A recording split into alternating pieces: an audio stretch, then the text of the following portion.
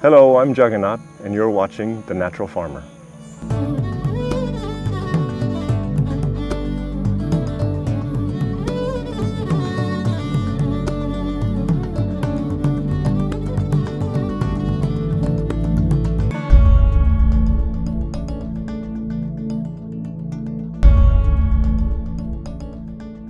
Okay, so in this video I'm going to talk about wind, right?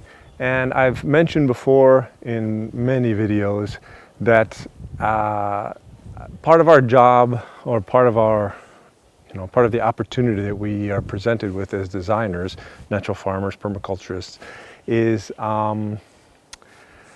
understanding nature to a degree in order to design our systems, areas, gardens, homes, farms, whatever you want to design, in such a way that we are creating a little bit less work for ourselves, and sometimes a lot less work for ourselves, but that we're partnering with nature. Instead of fighting nature, cursing nature, saying, no, nature's always doing this, nature's always doing that, trying instead to first observe and understand nature, understand her patterns, understand her language, and then design in such a way that works with nature. Because trust me, nature's big, and if you're working against nature, you're going to lose, or you're going to pollute things, or you're going to spend too much money and energy, and you're going to frustrate yourself, and you're going to have some bad examples. Much better approach is to understand nature, work with nature, and co-create with nature is probably the best word, best verb I can come up with. So that's what this is about, and I'm going to focus on the element of wind. And if I turn,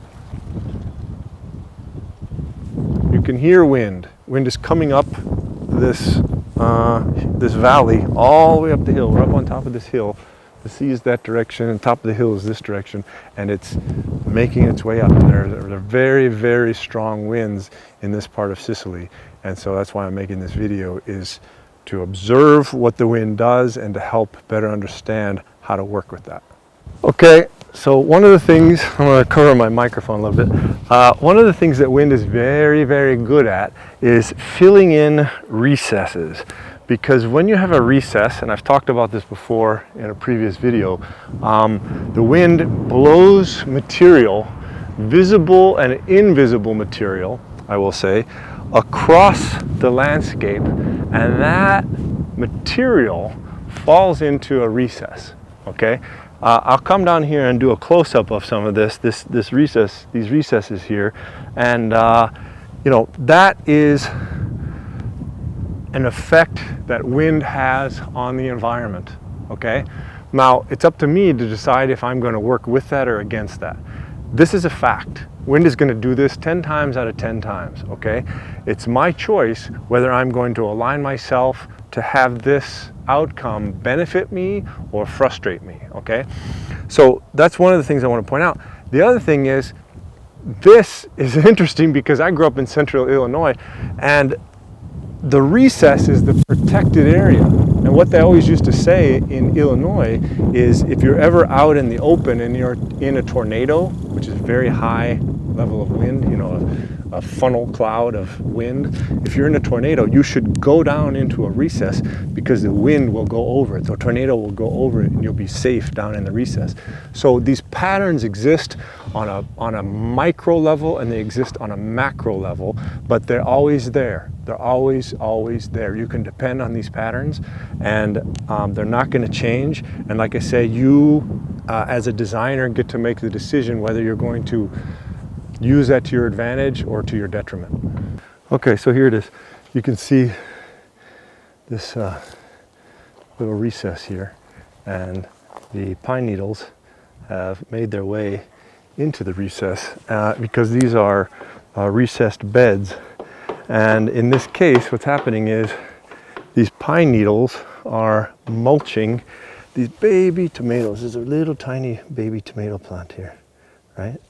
And these plants are a little bit too small. We planted them a little bit too early, but it's auto mulching that, if you will. And I already featured that in one other video, so I don't want to repeat everything. Here's mulching these flowers. These are flowers at the base. So what we did is, we've got a tree that needs watering and it wasn't getting watered. So what we did is we planted a few different varieties, cosmos and different varieties of flowers down under this tree to make sure that we would water it. And then now these pine needles are coming in to auto mulch. And the same thing is true here with these melons and this corn, and you can see it's just creating this bed of mulch in here, because that's what happens when wind carries material over a recess. It drops what it's carrying into the recess.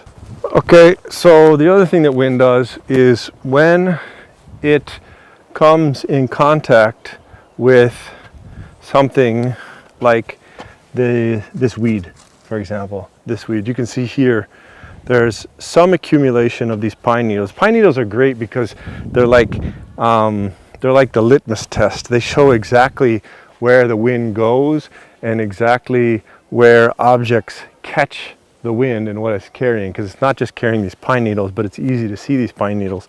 So you've got this area here is relatively clear, right, against this wall. Well, when we come to this area, I'll do a close-up here, you're going to see what happens when the wind comes in contact with an object like this weed. Okay, so here it is. Let's see what we've got under here. And I pull this back, I got a leaf, and some of these things. I'll go ahead and just pull this weed out.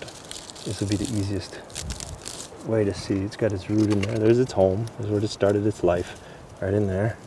Okay, so pull this out. That root didn't come, so it'll probably come again. This probably will come again. But look what's under here. There's a lot of little husks of seeds and things like that here, right? A lot of little kind of extra bits flying around of organic material. And as I go down here further, you're going to see there is the beginning of formation of soil. This is how soil is formed, exactly how soil is formed naturally, right? So, it smells like soil. It smells exactly like soil. There's humic acid in this, and it's the right combination of carbon, nitrogen, and moisture, and it is creating soil. So, with this information then, I know that if I create an obstacle, wherever I want to create it, okay? This is where the designer's imagination comes in, and you just take the dynamics of how nature is working. Nature is working, the wind is blowing, the wind carries things, drops things. If I build an obstacle, it will drop things in front of that obstacle, like a fence, or like a netting, or like a mound, or whatever. And you can start to work with that instead of working against it. So I could conceivably create a soil creation event by building a little obstacle and letting things get caught in that obstacle, and then just let it sit, and it makes compost and it makes soil. Does that make sense? Or conversely, I could, not thinking, or not respecting the patterns of nature, just go ahead and say, well, I'm going to make a fence here, or I'm going to make a rock line garden here, and I'm just going to go ahead and do this thing because it looks pretty and I think it's interesting, and that's how I've seen it done before, and this is what a proper garden should look like. And go ahead and create that, and inadvertently design myself into a situation of a lot of maintenance, right? It's up to you. You can align yourself with nature or against nature, and you can make the decision, well, a few weeds isn't really a big problem here. I'll kind of design it in a way where it's already a little bit wild, and I'll go ahead and stick with that. Or you can create a lot of difficulty for yourself by trying to have a very, very clean and clear and absolutely weed-free environment, and you're going to be spending all your time weeding it and trying to make it look pristine and not like natural, if you will. I say these things, they might seem overly obvious to some people, but you would be surprised at how many times these types of actions are carried out with what seems like not very much understanding of what's at work here. We created this heart garden, right? It was a bit of a weedy disaster, this garden before, but we created this heart garden in the ashram up there, and went ahead and lined it with rocks.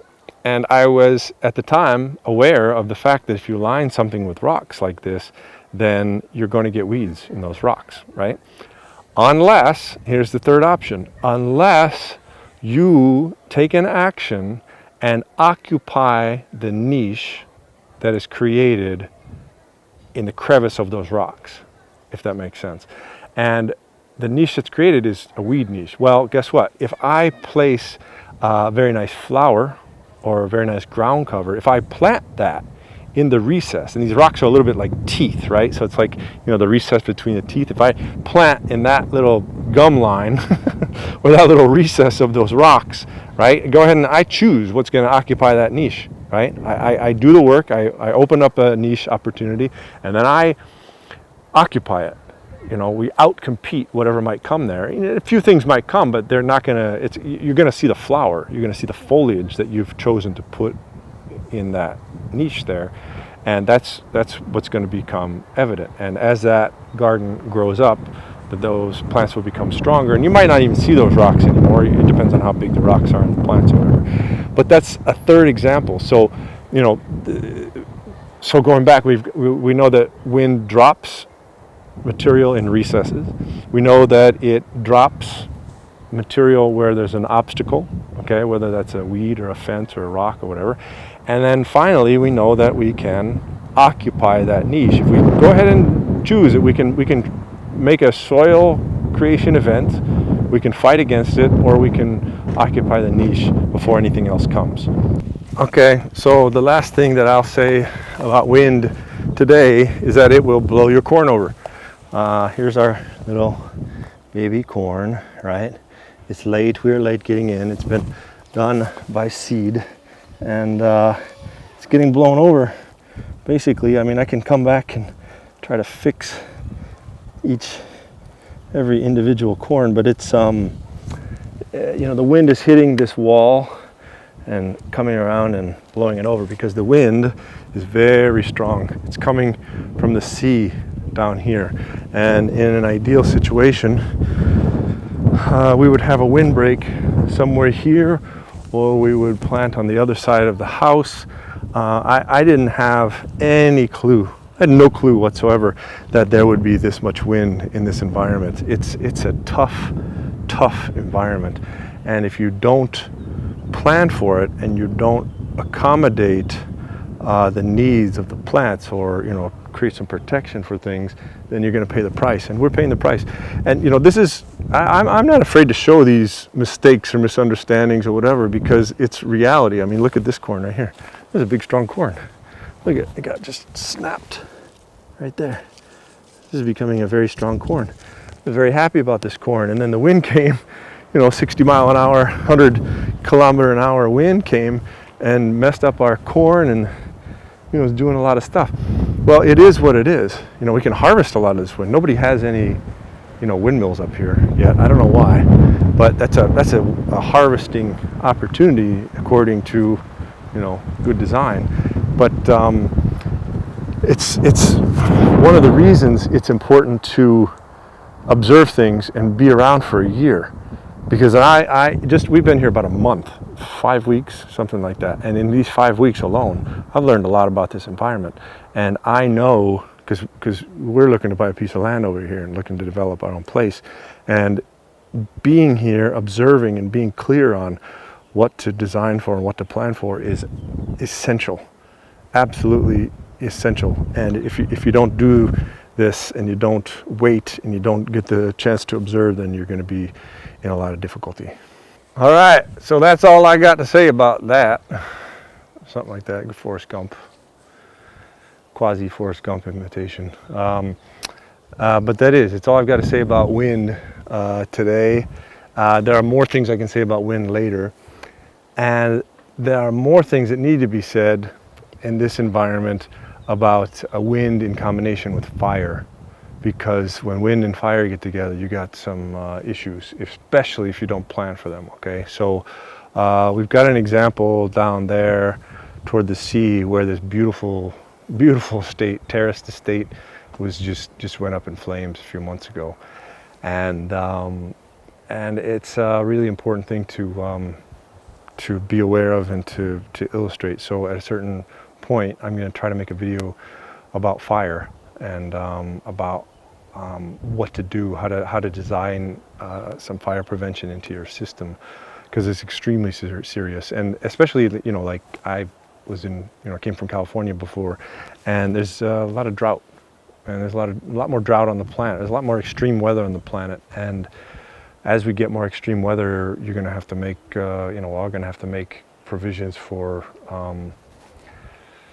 extreme, like, fire situations and flood situations and these types of things, and how to build in resiliency even in the face of these extreme situations. So, but this is all I have on wind today, and I hope it's informative. Hope it's been a little bit helpful.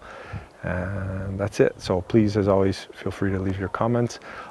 These are free videos. If you like the video, please be generous in your likes. I've never said anything really up until now about any of that stuff, but it gives me a good feeling. If you guys like this video, please, you know, like it. I really appreciate it, and I know I shouldn't be so concerned about what people think or whatever, but you know, I admit I pay attention to, you know, the likes and dislikes, and you know, it's nice to get some likes. So if you feel like it, if you enjoyed what you saw here, it's informative, or any of the videos, please, you know, don't hesitate to like them. Okay, that's all I'll say. Thank you again for tuning in. I'm Jagannath. Hope you enjoyed another episode of The Natural Farmer, and hope to see you again real soon.